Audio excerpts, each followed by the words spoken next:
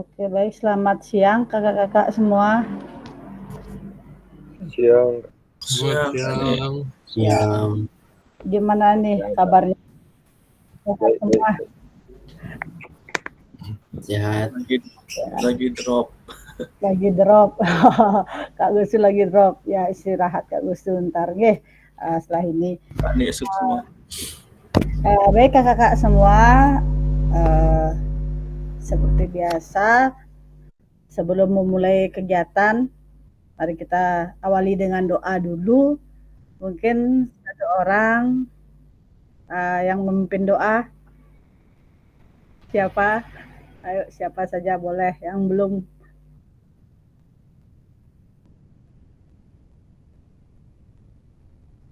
Oke, siapa nih? Kak Mega, pimpin doa Kak Mega dulu Kak Mega. Siap Kak Ani. Oke, terima kasih atas waktunya. Marilah teman-teman kita berdoa untuk membuka kegiatan kita hari ini agar berjalan dengan lancar dan hasilnya maksimal. Berdoa menurut agama dan keyakinan masing-masing, berdoa dimulai. Doa selesai.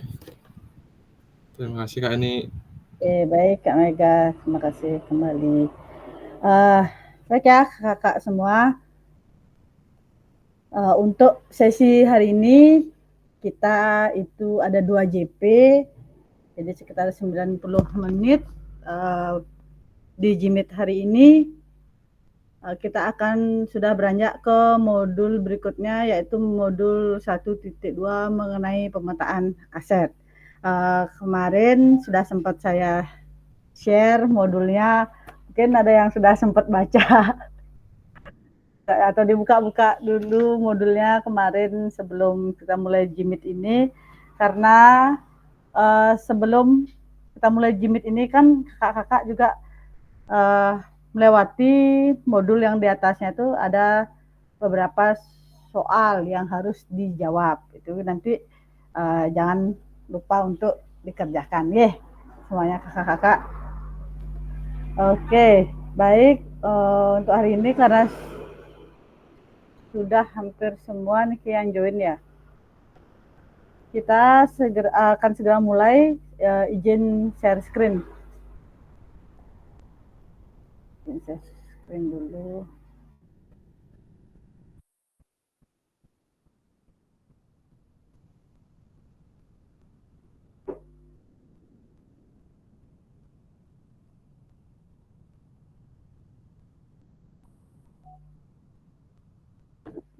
Sudah terlihat ya kakak-kakak semua? Sudah ya? Oke, baik kakak-kakak semua. Oke, ada yang baru join ini. Di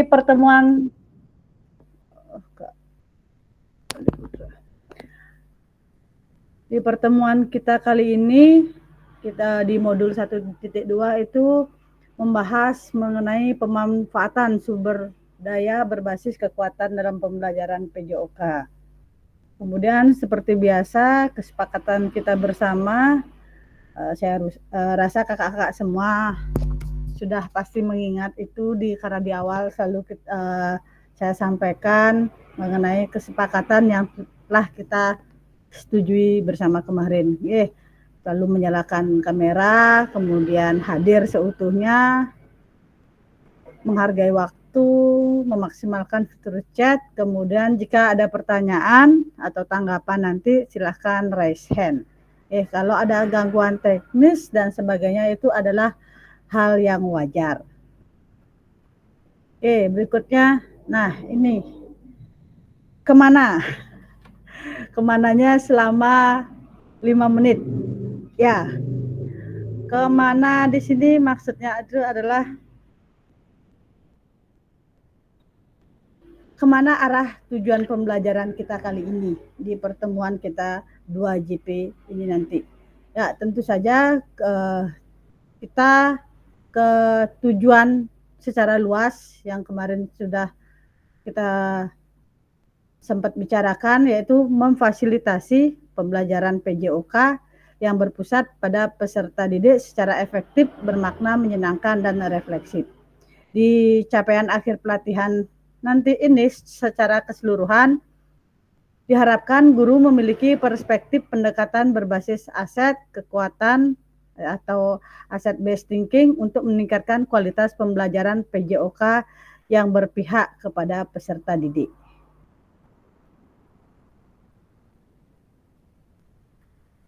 Sedangkan untuk capaian umum di modul ini diharapkan nanti kakak-kakak semua mampu memahami pendekatan berbasis aset atau kekuatan dalam mengelola pembelajaran untuk meningkatkan pembelajaran PJOK yang berpihak kepada peserta didik.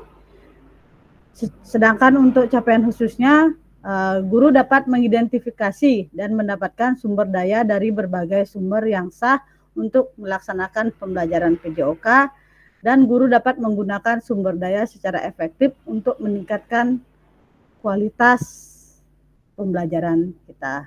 Nah, jadi itu tadi mengenai slide yang kemana itu. Kemana kita akan membawa ini semua, yaitu ke arah tujuan yang sudah disampaikan tadi. Oke, kita lanjut berikutnya. Nah, tujuan dari sesi kita kali ini adalah kakak-kakak semua memiliki perspektif pendekatan berbasis aset atau kekuatan untuk meningkatkan kualitas pembelajaran PJOK yang berpihak kepada peserta didik. Ini agenda kita secara menyeluruh hari ini selama 90 menit. Ya, kakak lihat. Kemudian apa? Nah, tadi kemananya 5 menit, sekarang apa? Jadi apa saja agenda kita hari ini? Sudah saya jelaskan tadi di awal. Ini agenda kita akan membahas mengenai asset based thinking. Ya, di sini ada kutipan mengenai dari Mahatma Gandhi. Kekuatan tidak datang dari kapasitas fisik, itu datang dari kemauan yang tak tergoyahkan. Oke.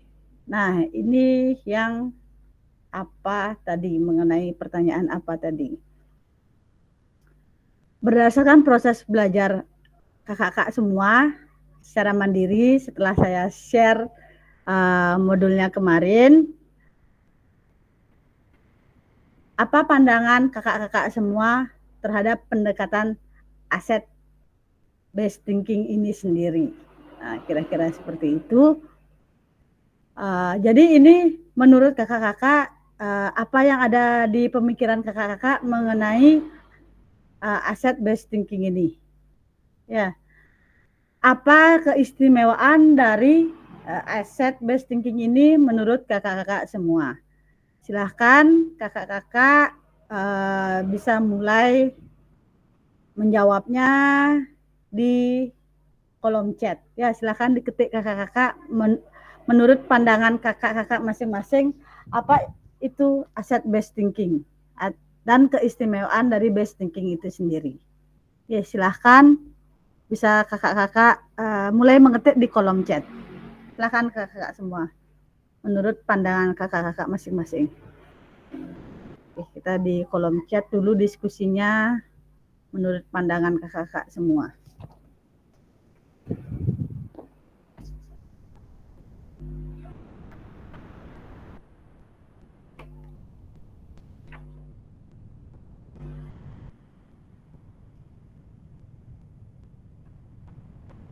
Silahkan mulai diketik ya, bisa.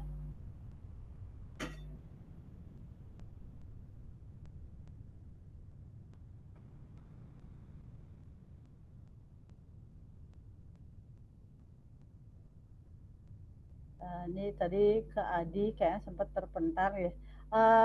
Kak Adi silahkan ditulis di kolom chat ya, menurut Kak Adi apa itu asset based thinking dan keistimewaan dari asset based thinking itu sendiri. Bisa diketik di kolom chat. Ya.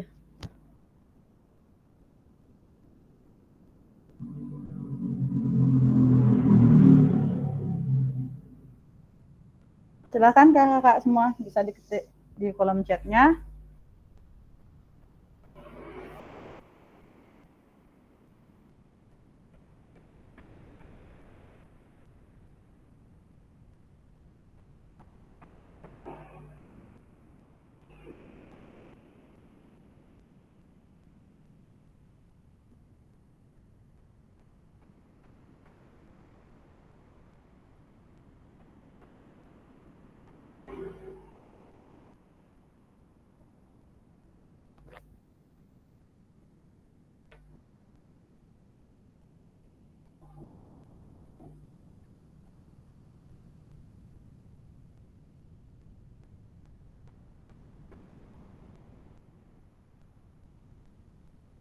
Kemudian selain menjawab apa itu asset based thinking, keistimewaan asset based thinking itu sendiri menurut kakak semua itu apa saja, seperti itu.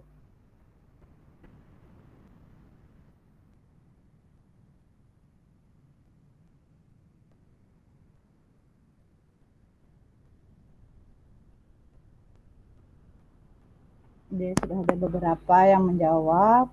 Terima kasih. Buat kakak yang lain silahkan, boleh diketik langsung di kolom chatnya.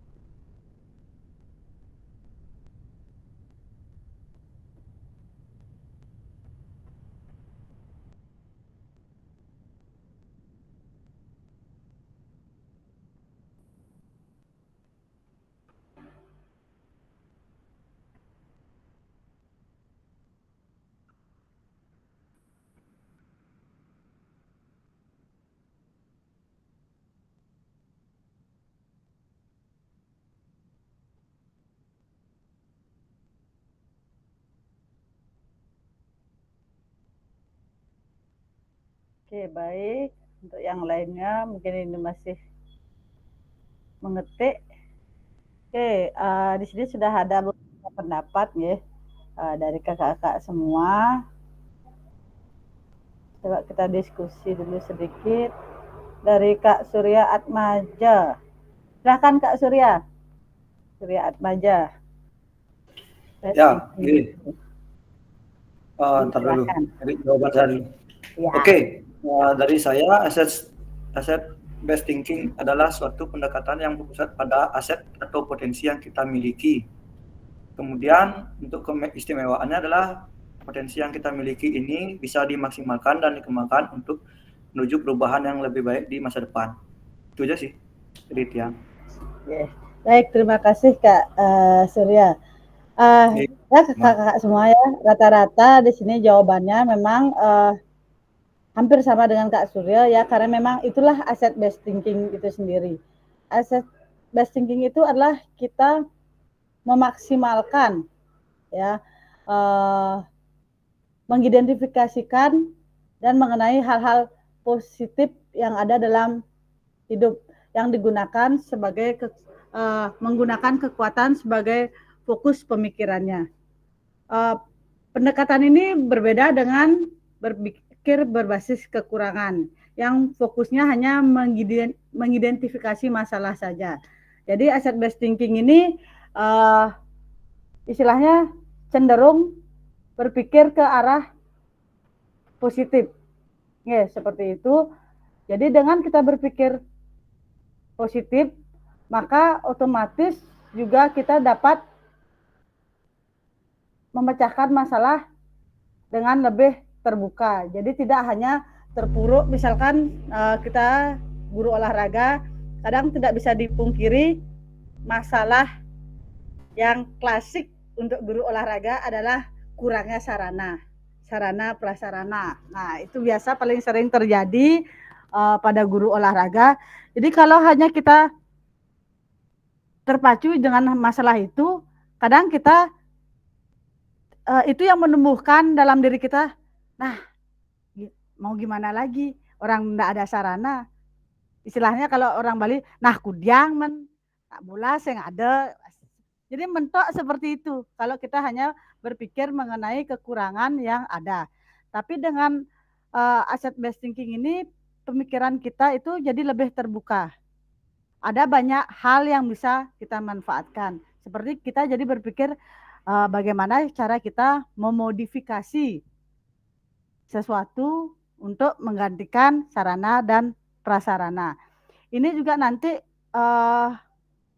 sekedar supaya tahu aja, kedepannya akan ada juga modul SEM namanya, itu asset based thinking ini sangat penting di sana karena akan kita melakukan istilahnya olahraga dengan memodifikasi dengan pemanfaatan sarana prasarana yang seadanya.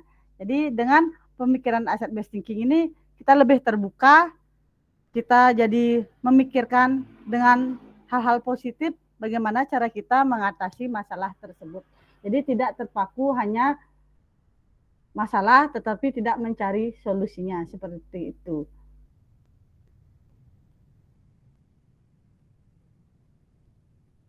Oke. Nah, jadi ini mengapa asset based thinking ini penting? Ya tentu karena dengan menggunakan pemikiran asset based thinking ini kita lebih menjadi terbuka dalam memecahkan masalah. Kita tidak terpaku, istilahnya tidak pasrah ketika sarana prasarana tidak ada, kita jadi tidak melakukan gerakan tersebut atau tidak memfasilitasi peserta didik, seperti itu. Nah, di sini capaian pembelajaran kita mengharapkan peserta didik berpartisipasi dalam aktivitas jasmani yang menyehatkan di luar ruangan dan atau di lingkungan alam dan menggambarkan sumber daya yang dibutuhkan untuk meningkatkan partisipasi.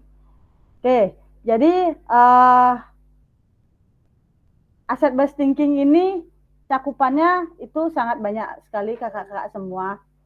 Dia tidak hanya berupa barang. Jadi kita kalau kita kadang mendengar aset itu kan kita kadang taunya oh barang, benda seperti itu. Tidak, aset itu banyak. Di modul sudah dijabarkan di sana aset itu ada juga aset lingkungan, agama dan budaya, politik, sosial. Ya, seperti itu. Apa saja asetnya? Di sini dia sebentar. Di modul itu sudah ada sebenarnya, nggak saya share aja lagi. Ada ya.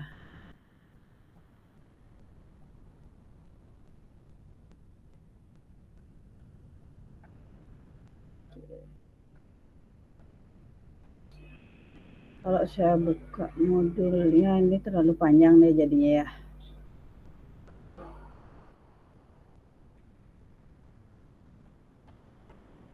Oke, itu di modulnya sendiri nanti bisa kakak cek semua. Aset di sini itu ada 7. Ada aset manusia. Aset manusia di sini yang disebut maksud itu adalah siapa saja, itu bisa peserta didik kakak-kakak semua, kemudian rekan-rekan guru. Misalnya kalau seperti di SD itu kalau nggak salah kan KKG namanya, KKG ya kalau di SD itu ya, perkumpulannya itu KKG. Kemudian kalau SMP, MGMP, itu dia termasuk aset. Bagaimana cara kita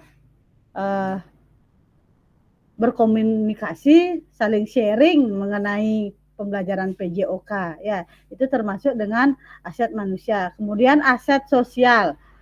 Aset sosial itu apa saja? Ya hubungan interaksi kita dengan rekan-rekan yang tadi. Ya bukan hanya kepada rekan-rekan guru saja, tetapi kepada peserta didik, kepada kepala sekolah. Kan kadang tidak bisa dipungkiri kita harus mempunyai hubungan yang baik dengan seluruh masyarakat sekitar, juga itu termasuk dengan aset sosial. Guru-guru yang lain pun seperti itu. Ya, kemudian aset politik. Aset politik itu lebih ke kebijakan. Nah, kalau kita bisa menyampaikan, tentu akan ada kebijakan-kebijakan yang mempermudah kita dalam membantu melaksanakan pembelajaran. Misalkan kebijakannya, anggaplah ada satu sekolah yang memiliki aula, ya namanya aula sekolah kan sebenarnya bukan hanya untuk olahraga, mungkin digunakan juga kegiatan yang lain. Tapi jika kita bisa memanfaatkan aset sosial, hubungan kita baik dengan kepala sekolah, dengan atasan, jadi bisa saja beliau memberikan sebuah kebijakan yang mendukung pembelajaran olahraga. Bukan hanya di pembelajaran saja, tapi ketika ekstrakurikuler pun begitu. Karena ada beberapa tempat mungkin yang istilahnya kadang di lapangan sekolah pun tidak boleh anak-anak itu bermain bola secara bebas. Nah, itu termasuk di kebijakan. Kenapa? Takut kaca sekolahnya pecah kah? Takut ada yang lain kena kah? Nah, itu makanya ada namanya aset politik. Yaitu jika kita bisa memanfaatkan aset politik dengan benar, kita bisa membuat kebijakan yang berpihak kepada kita sendiri. Seperti itu. Kemudian selain aset politik juga agama dan budaya. Nah, itu juga termasuk aset. Apa saja? Ya misalkan budaya, salah satu contohnya adalah olahraga tradisional. Yang kita punya di Bali itu kan ada banyak sekali. Itu juga kita bisa manfaatkan untuk memfasilitasi peserta didik bergerak. Ya, siapa tahu dengan memberikan permainan yang seperti apa? Gale-gale yang itu kan anak-anak jadi lebih semangat dia berolahraga. Seperti SD kan itu mereka geraknya masuk di sana. Agama budaya, kemudian lingkungan atau alam sekitar. Nah, ini biasanya aset yang paling sering digunakan. Seperti di sini kakak-kakak yang mengajar di Renon. Nah, lapangan Renon itu kan termasuk dia aset lingkungan. Kita bisa memanfaatkan lapangan tersebut. Seperti misalkan juga ada lapangan pego yang seperti itu. Kalau saya sendiri kemarin ketika materi ini yang termasuk aset lingkungan itu adalah Tukat Bindu. Ya, karena sekolah saya kan dekat dengan Tukat Bindu. Dengan kita memiliki keterkaitan aset sosial, jadi dengan masyarakat sekitar kita baik, kemudian kita punya kebijakan yang mendukung kita, jadi aset lingkungan pun bisa kita manfaatkan.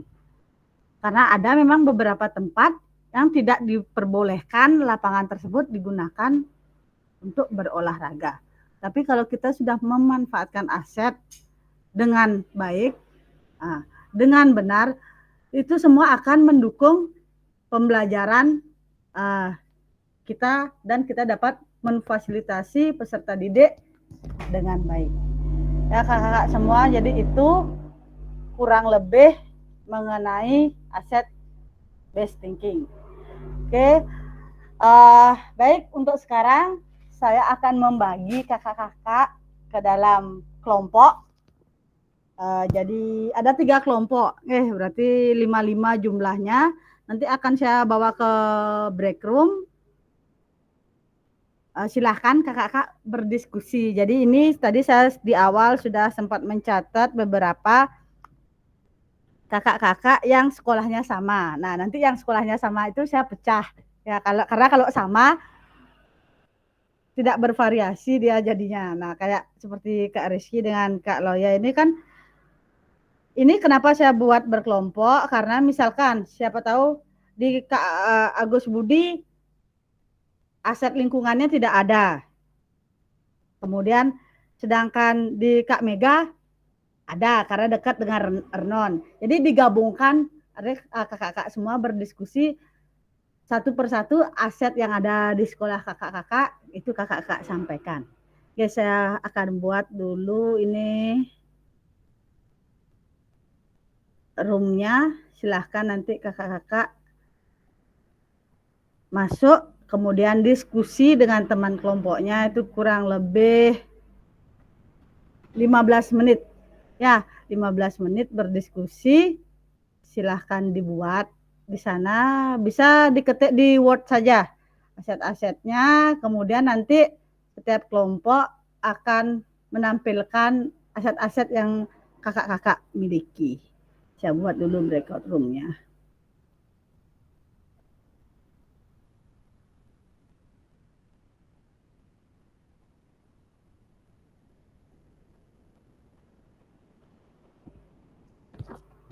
Bentar guys kakak-kakak.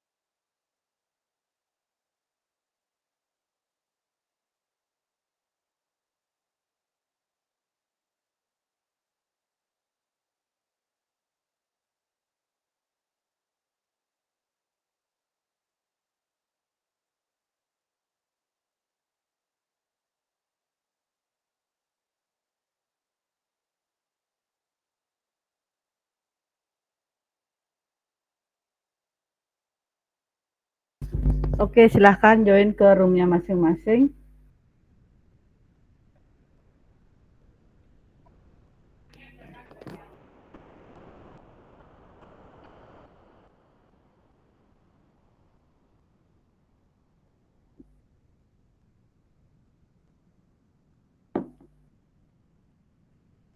Kak Suhartana belum dapat room ini ya?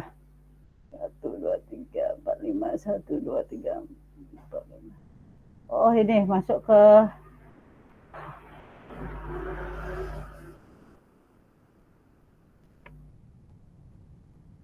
baik ya kakak-kakak semua, waktunya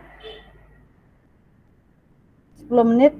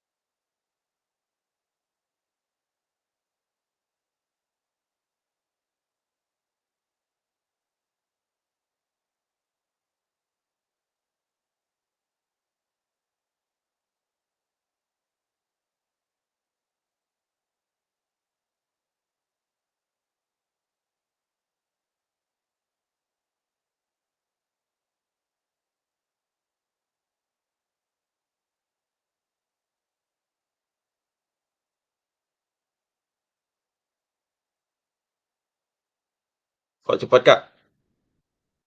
Belum kayaknya 15 menit. Udah ternyata ya. Belum selesai. Oke, baik, gak apa-apa kakak. Nanti itu bisa dilanjutkan kembali ya dengan kelompoknya masing-masing. Nanti banyak diskusi kembali ke kelompoknya karena materi ini lumayan, ini slide-nya banyak. Jadi itu nanti diselesaikan diskusi dengan kelompoknya sendiri. Nanti itu diupload di LMS 1.1 yang reflect D kalau nggak salahnya. Nanti saya kirimkan, nanti kita lanjut dulu. Nah, artinya untuk yang tadi kakak-kakak kan sudah kebayang pemetaan aset di masing-masing tempat kakak-kakak mengajar ya. Ya, kita lanjut dulu ya.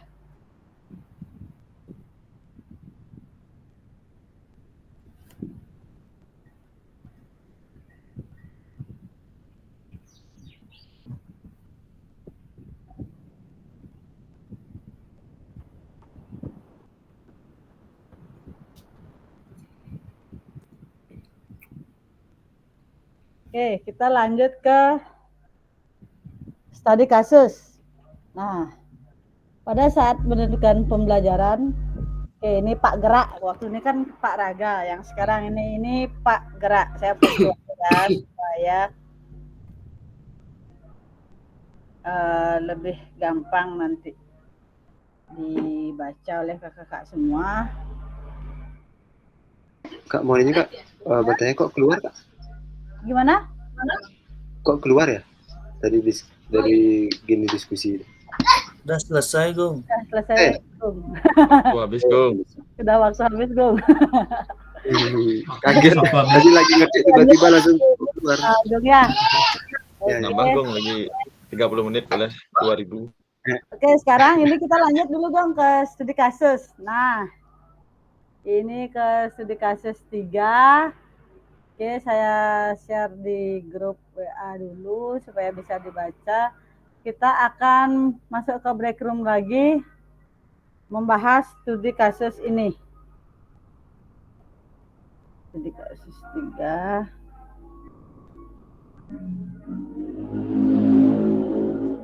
Saya share. Bentar ya. Ada tahu bulat lagi lewat.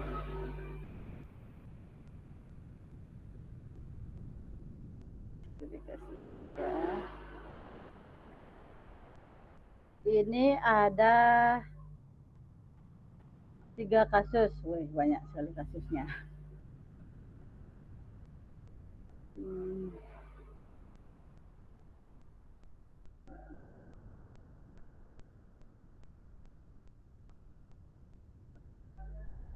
Jadi kasus 5. Oke, nanti kita kembali lagi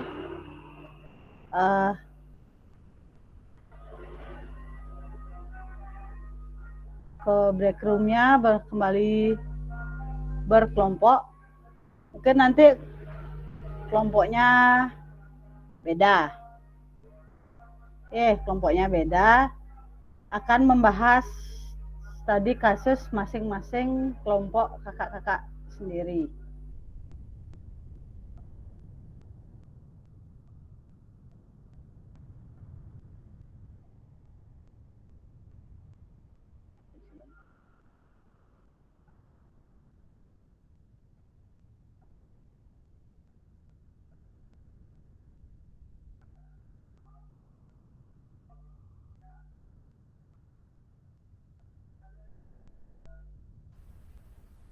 Kak, Ya, izin kamar mandi dulu sebentar ya.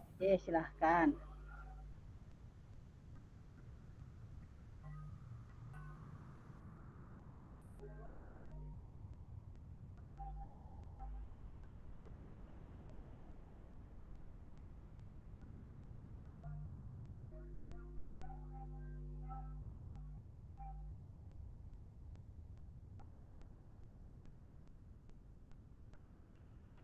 Oke, itu di grup WA sudah saya share, ada 3 studi kasus. Saya akan buat breakout room kembali. Oke, roomnya 3, waktunya 15 15 menit ya.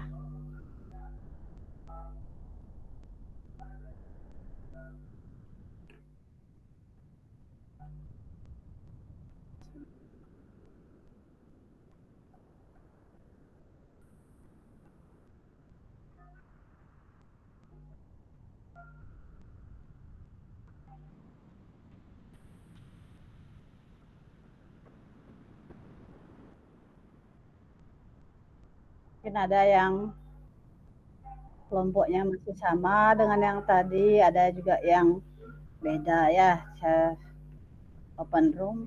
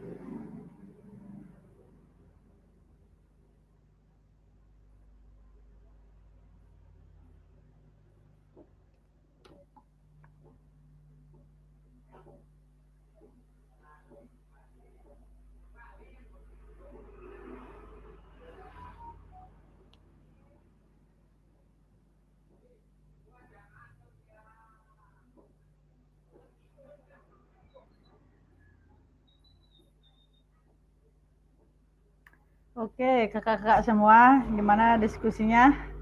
Sudah ya? Sudah 15 menit tadi. Kak Gungde nih kayak kepental ya tadi. Belum masuk nih, kata dia sudah minta join.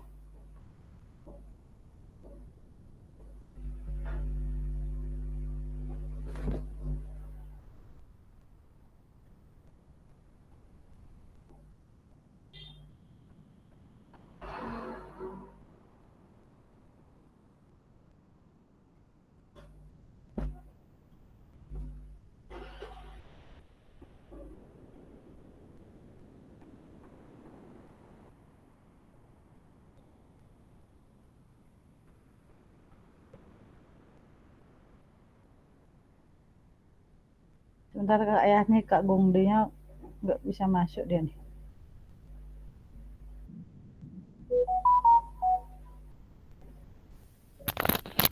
Izin Kak Ani mau ke toilet sebentar ya. Oke, oke.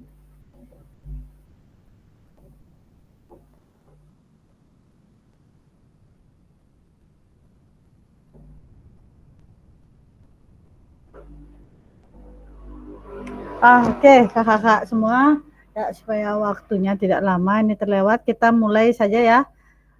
Dari kelompok breakroom 1 tadi studi kasusnya. Silahkan salah satu di kelompok yang tersebut bisa share screen atau menyampaikan langsung hasil diskusinya tadi. Silahkan siapa tadi di breakroom 1? Satu orang, karena waktunya sudah.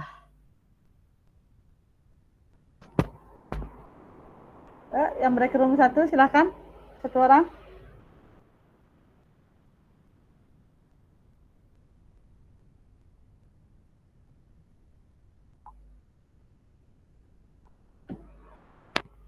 Silahkan breakroom 1.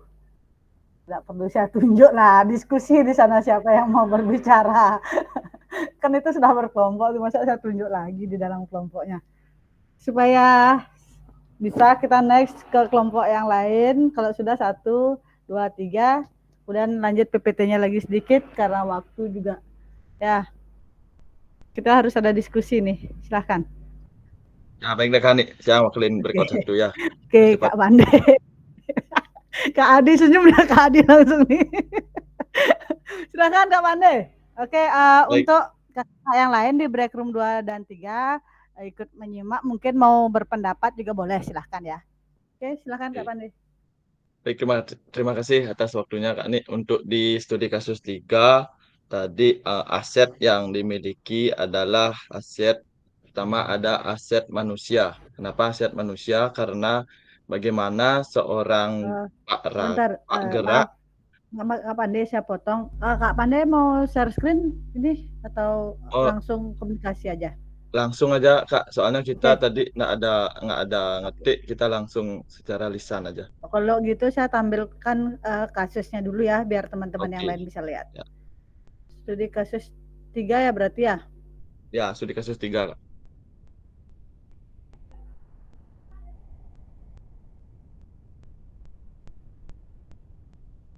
Studi kasus 3 sebentar ya. Yang 3.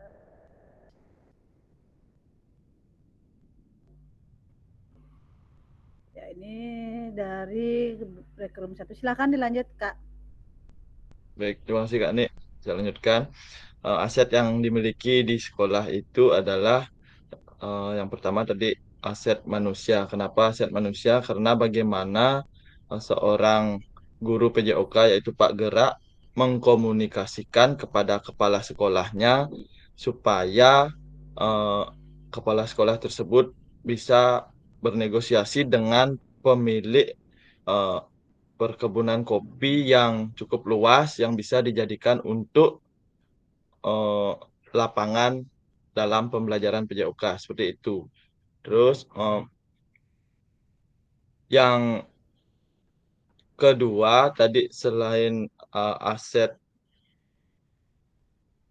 manusia, tadi juga di sana juga masuk aset sosial, di mana aset sosialnya itu kepala sekolah ingin menjalin kerjasama dengan pihak luar, yaitu pemilik kebun kopi, tetapi ada terkendala di sana karena pemilik kebun kopi itu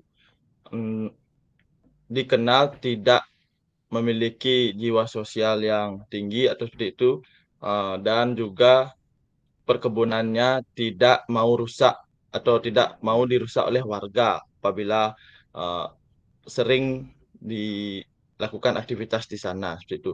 Nah, untuk solusi atau hal yang bisa kami di kelompok atau di breakout 1 tadi sudah berdiskusi. Yang pertama, bagaimana kita menjalin komunikasi yang baik terlebih dahulu dengan pemilik kebun tersebut agar pemilik kebun tersebut bisa memberikan izin menggunakan kebunnya seperti itu. Apabila gagal, yang kedua kita bisa memanfaatkan aset sosial juga, di mana orang tua peserta didik. Nah, siapa tahu orang tua peserta didik yang berada di sekolah tersebut mungkin kenal atau dekat dengan pemilik kebun, nanti bisa juga membantu dalam negosiasi agar diizinkan menggunakan perkebunannya itu. Nah, untuk yang ketiga, solusinya kalau memang tidak bisa, solusi terakhir adalah mencari tempat terdekat selain perkebunan kopi tersebut. Mungkin sekian yang bisa saya sampaikan mewakili breakout atau kelompok 1. Terima kasih. Oke, terima kasih Kak Pande. Nah, sebelum lanjut, mungkin kakak-kakak yang di kelompok lain ada memberikan pendapatnya mengenai yang disampaikan tadi oleh break room 1-nya. Silahkan kalau ada bisa raise hand. Kalau sudah oke, silahkan bisa reaksi jempolnya atau tepuk tangannya untuk break room 1. Silahkan kalau ada pertanyaan. Oke, wah tepuk tangan semua nih, udah pas berarti nih ya. Oh, Kak Gusnya raise hand. Kak Gus Sudita. Salah pencet. Salah pencet. Saya kira ada pertanyaan atau menambahkan ini. Oke, baik, kalau tidak ada pertanyaan, menanggapi sedikit mengenai yang disampaikan break room 1 tadi atau kelompok 1 mengenai studi kasusnya. Ya, di sana memang disampaikan bahwa pemilik kebun istilahnya terkenal susah bersosialisasi seperti itu ya, karena lapangan dapat digunakan. Tapi di sini disampaikan istilahnya kepala sekolah itu dia pesimis tetapi belum mencoba, kan seperti itu, karena dia hanya istilahnya baru mendengar saja bahwa perkebunan kopi tersebut, pemilik kebun tersebut itu orangnya susah bersosialisasi. Nah, istilahnya disinilah sebenarnya Pak Gerak itu sudah berusaha mulai menggunakan pemanfaatan aset.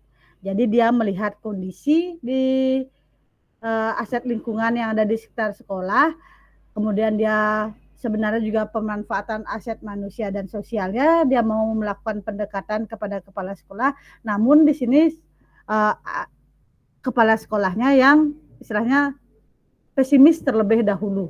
Jadi istilahnya itu selain aset berbasis lingkungan, dia ada yang namanya, nah nih, defisit basis thinking.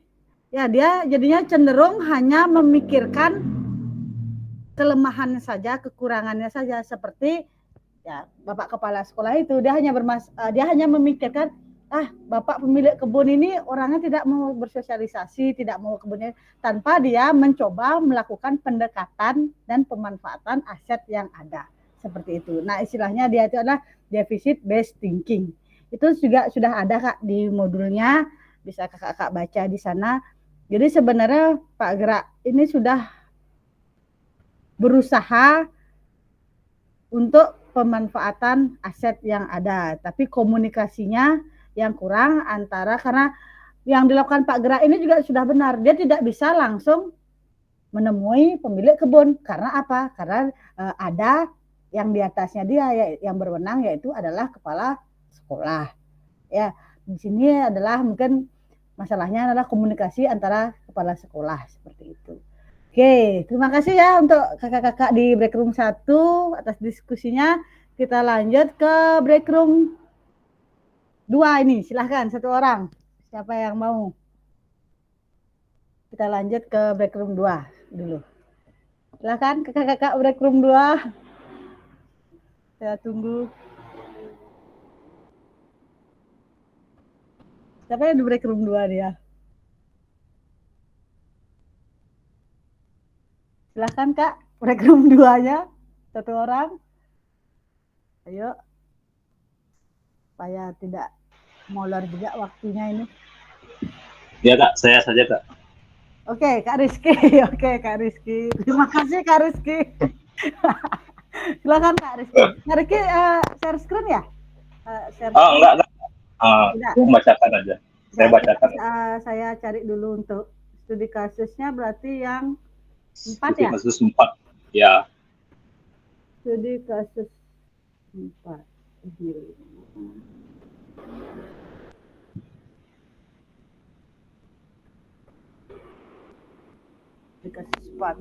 Oke, silakan Kak Rizky. Oh, baik. Terima kasih atas waktunya, Kak. Di sini di studi kasus 4 ini untuk aset yang dimiliki oleh sekolah dan bagaimana pemanfaatannya. Di sini saya jelaskan aset yang dimiliki, yaitu pertama aset finansial, yaitu pendanaan dari orang tua dan donatur. Untuk yang namanya pembelian peralatan yang mendukung kegiatan pembelajaran. Yang kedua, di sini ada aset manusia, seperti kepala sekolah, guru PJOK, penjaga gudang, dan waka-waka lainnya. Nah, di sini yang dianggap belum bertanggung jawab secara maksimal dalam pemanfaatan aset fisik yang ada. Dan di situ aset fisiknya yaitu peralatan olahraga yang memadai. Namun, lagi-lagi belum dimanfaatkan secara maksimal karena berbagai alasan. Nah, di sini aset sosialnya yaitu adanya komite sekolah yang mendukung program melalui pendanaan serta melalui pengawasan dengan kritik terhadap kinerja dari sekolahnya. Mungkin itu aja yang bisa saya sampaikan, Kak Ani. Terima kasih atas waktunya. Oke, baik Kak Rizky.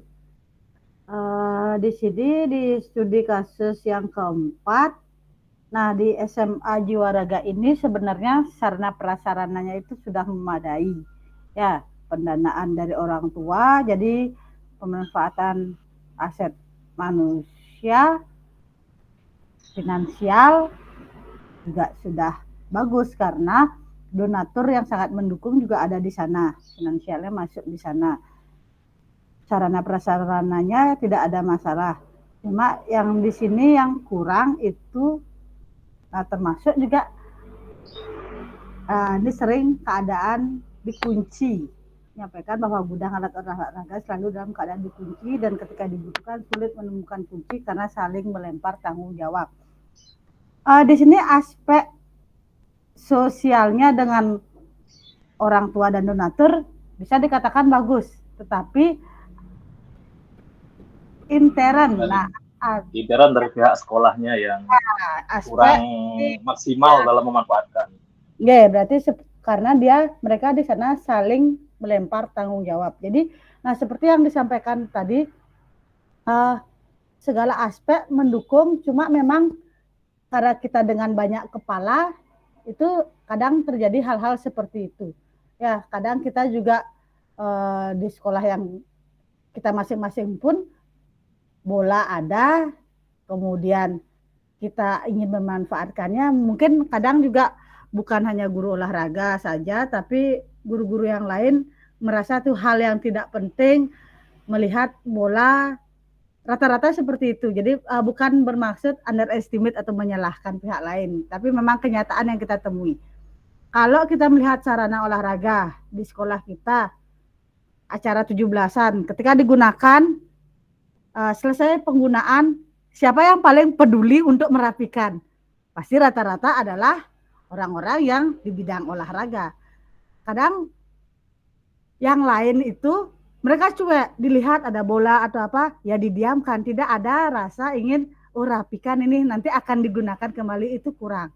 Ya, jadi itulah istilahnya pemanfaatan aset secara menyeluruh itu sangat penting di dalam lingkungan kita mengajar seperti itu. Nah, di sini SMA Jiwa Raga prasarana oke, pendanaan oke, tetapi tidak bisa digunakan secara maksimal karena kendala hal tersebut. Jadi disitulah kita mencoba mencari solusi bagaimana jika kita berada dalam kondisi tersebut. Ya, itu dari kelompok break room 2. Yang lain tidak ada pertanyaan untuk break room 2-nya? Kalau tidak ada, kita tepuk tangan dulu untuk break room 2-nya, silakan. Oke, terima kasih Kak Rizky ya. Ya. Oke. Lanjut ke studi kasus yang terakhir. Break room 3, silahkan. Siapa di break room 3? Supaya kita bisa lanjut. Baik Kak, saya mewakili dari break room 3. Kak Surya, terima kasih Kak Surya, share screen. Ya. Nggak usah. Tadi kita dan kita aja. Oke, bentar saya cari studi kasusnya dulu yang kelima. Oke, Bu Hayati nih. Silakan, Kak Surya.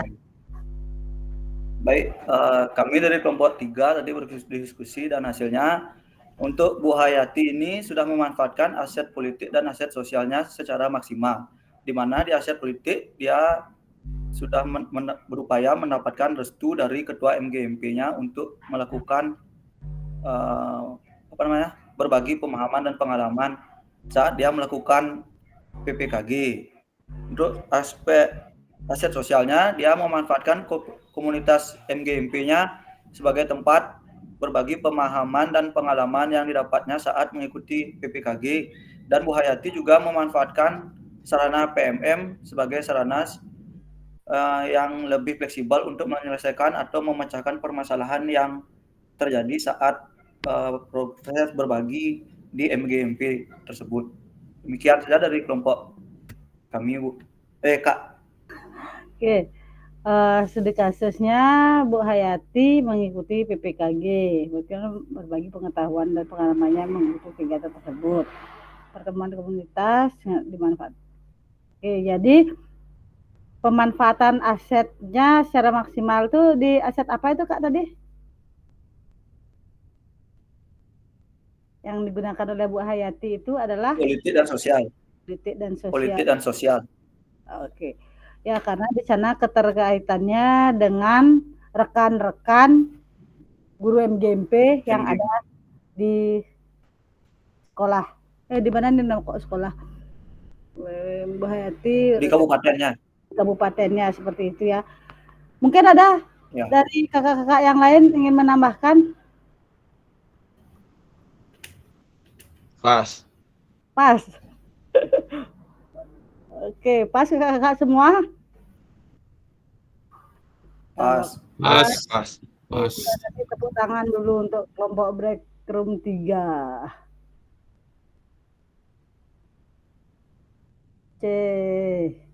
Ya baik kakak-kakak, itu tadi diskusi antar break room 1, 2, dan 3. Kemudian nah, kita lanjut sedikit. Nah, ini bisa kalian lihat, perlu diingat ada 7 aset yang dapat diberdayakan, diantaranya aset manusia, sosial, agama, budaya, fisik, lingkungan atau alam, finansial, dan politik. Ya, yang di sini adalah penjabaran dari bagaimana kita memanfaatkan aset tersebut. Ya, keberanian peserta didik menyampaikan kritik dan saran, mendorong kepemimpinan murid. Ya, jadi misalkan kadang siswa ingin menyampaikan sesuatu, masalah kurangnya bola dan sebagainya, itu dia takut karena kita kadang kita sendiri pun yang seperti menahan penggunaan aset, kan seperti itu, pemanfaatan aset seperti itu ya kakak ya. Kemudian kepala sekolah sebagai pemimpin pembelajaran dapat melakukan upaya-upaya menggunakan kewenangannya. Nah, di sini membantu pemanfaatan aset dari finansial, artinya kebijakan-kebijakan yang dibuat oleh pihak sekolah. Mari kita merefleksikan bersama di mana posisi kita selama ini sebagai guru PJOK dalam mengenali dan mengidentifikasi aset yang dimiliki oleh satuan pendidikan. Oke, mungkin 1 atau 2 kakak-kakak sebelum menutup sesi ini, bagaimana pemanfaatan aset yang ada di lingkungan kakak-kakak. Ya, silakan yang belum, boleh sebelum menutup sesi ini.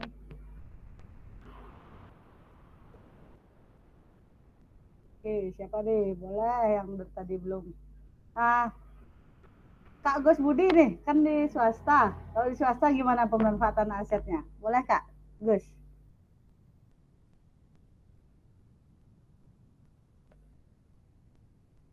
Silakan Kak Gus Budi. Seperti yang swasta ya, Mas Yunti ya. Ya, baik. Kedengaran ya? Ya, kedengaran Kak. Kalau di saya, khususnya, kita di swasta itu satu apartemen modelnya. Guru PJOK punya apartemen masalah peralatan, aset-aset yang digunakan, saling mendukung sama guru sejawat biasanya Kak. Untuk masalah aset, kita ada buku untuk peminjaman, pengembalian yang ditulis berskala. Kalau paginya minjem, guru atau pendidiknya nyuruh siswanya dicatat namanya. Kalau guru yang ngambil, guru yang dicatat namanya. Begitu juga membalikan. Nanti gurunya juga yang mengembalikan tanda tangan yang ada di buku gitu sih biasanya kalau setelah aset-aset tuh. Kalau di SMP. Lebih ke aset manusia ya. Ya, berarti pemanfaatannya sudah bagus juga ya karena dengan sistem mencatat dan sebagainya ya. Jadi bersama-sama menjaga seperti itu. Ya, Kak Gus Budi ya. Kalau Ya, Kak mohon maaf Agus, juga ini saya zoom di pinggir jalan soalnya ya. knalpotnya. Kalau Kak Agus Setiawan juga nih, SMP swasta nih seperti Kak Agus Setiawan. Iya, SMP swasta sama. Ya, gimana Kak?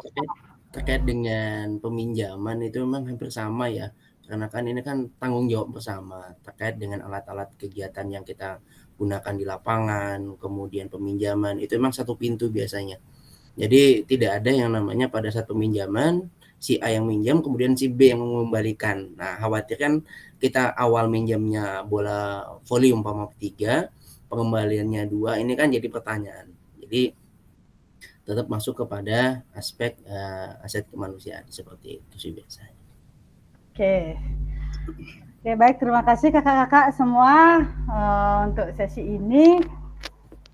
Kita diskusi secara menyeluruh. Tadi sudah di breakout room juga 1, 2, 3 secara berkelompok, dan karena sudah selesai.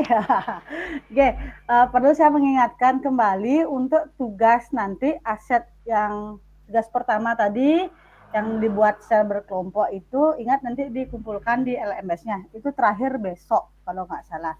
Jadi nanti kalau ada yang kurang jelas bisa ditanyakan kembali melalui WA grupnya.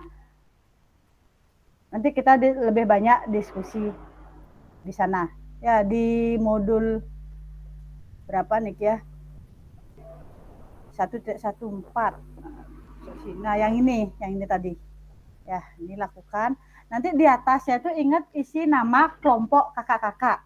Ya, berarti kelompok namanya ini, baru di bawahnya yang ini. Ya, berarti yang sama itu Jangan sampai tertukar kelompok breakout room 1 sama pekerjaannya dengan breakout room 2. Kakak-kakak, ya, terima kasih. Oke, terima kasih. Ini slide yang paling ditunggu-tunggu biasanya. Oke, baik kakak-kakak. Sebelum saya tutup, ada yang ditanyakan dulu? Tidak ada? Saya Kak. Tidak. Oke, Pak. Saya Kak. Oke. Kak Rizky, Reshan. Gimana Kak Rizky? Mau nanya untuk tugasnya itu Kak. Tadi kan waktu kelompok belum dapat semua itu. Masih setengah lah istilahnya. Nah, untuk sisanya itu bisa sesuai dengan sesuai dengan keadaan di sekolah apa tetap lanjut diskusi? Ya, bisa disesuaikan dengan keadaan sekolah kakak-kakak masing-masing. Ya, diskusinya. Artinya lanjutan bawahnya, artinya yang dapat diskusi tadi hanya beberapa, sudah segitu aja. Sisanya kan nanti langsung sendiri, kakak-kakak yang tahu sendiri bagaimana pemanfaatan aset yang ada di sekolah kakak masing-masing.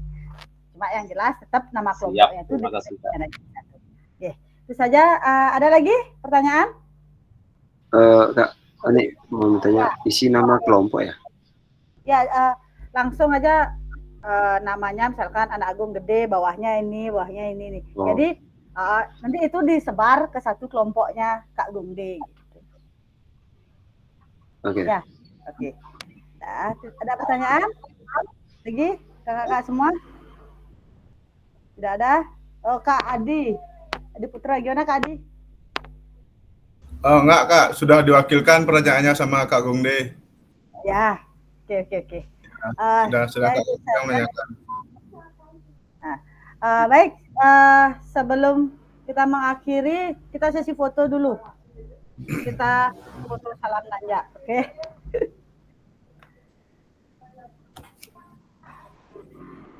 Oke ya kakak, kita foto dulu. Foto apa doa dulu Kak? Foto dulu apa doa dulu nih? Foto dulu dah. Biasanya sih foto. Doa dulu. Oke, foto apa doa nih? Biar nggak lupa nanti doa. Ya, doa dulu doa dah. Doa dulu Kak ya. Mungkin ya. Saya. Tadi kan saya Kak Ani. Ya, siapa yang Kak Mega ya? Ya. Oke, Kak Mega, doa dulu silakan. Ya, terima kasih Kak Ani atas waktunya. Oke, teman-teman, marilah kita berdoa sejenak karena apa yang kita laksanakan hari ini sudah selesai dan nanti hasilnya baik untuk kedepannya. Berdoa dimulai. Doa selesai. Terima kasih Kak Ani. Kita foto dulu ya. Salam najak dulu. Siapa bisa fotoin ya? Kak Pande bisa nggak Kak Pande fotoin? Siap bisa. Ya, semuanya salam nanjak. Untuk gaya bebas apa ditentukan? Nah, gaya ini nih salam nanjak katanya namanya nih gayanya. Oke. Kak Baba ya Kak Pande ya. Oke, siap semua. 1, 2, 3. Oke. Baik, terima kasih kakak-kakak semua. Sampai ketemu di pertemuan berikutnya kembali. Selamat siang. Oke. Selamat siang. Terima kasih. Ya. Selamat siang. Ini besok enggak ada Google Meet ya? Enggak ada kan? Ya. Tidak